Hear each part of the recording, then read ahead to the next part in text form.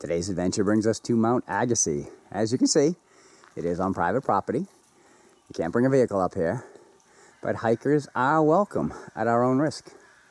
So we will be taking this road all the way to the summit. Mount Agassiz, back in 1879, had an observatory up here for the tourists.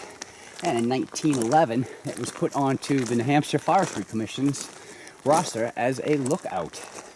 So this will be number 66 for us on our New Hampshire Fire Tower list of the 93. Yes, one has been added. So the 93 towers that are standing, once stood, or were proposed. I'm not really sure what that is. I mean, it's a tank. It's got pipes going to it. Looks like it could be some kind of a well or something, and a shed in there. I know there used to be a ski slope off this mountain too. Not sure if that had anything to do with it or not. But it's private property, so I don't want to go in there without the owner's permission. Just trying to give you an idea. It's a road, but it's a steep road. All right. We're continuing to go on. It's a workout for saying we're on a road. Okay, so we came up to the sign.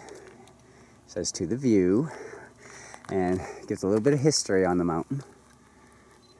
You just pause the video if you want to read this.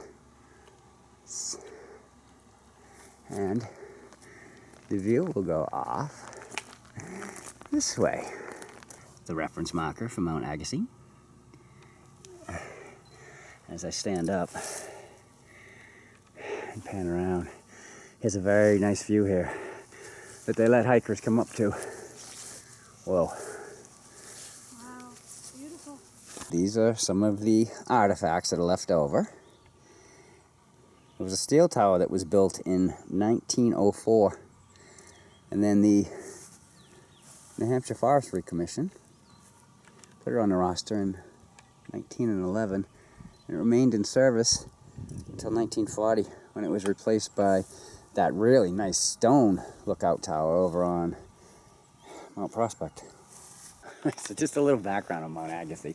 It used to be called Peace Hill until a Harvard professor named Louis Agassiz came up here and made this his headquarters while he was searching for glacial remains that were up here in the area. Since that time, his discoveries have become a great value. There are 5 summits and peaks named after him, plus a crater on the moon is even named Agassiz. Used to have the Mount Agassiz development up here too, 1940s and the early 1970s. It was a 1,500-foot toe that served Mount Agassiz development. Had 2 slopes for beginners and intermediates. It was a ski school, a lit ring. There were big plans to make it a major ski resort in the 60s, but it never got the government backing. And also where we're standing behind us, the private residence, used to be a restaurant, but it is a private residence now, so we will not be showing that to you. We're just thankful that he allows hikers to come up here. That pretty much gives you number 66, Mount Agassiz.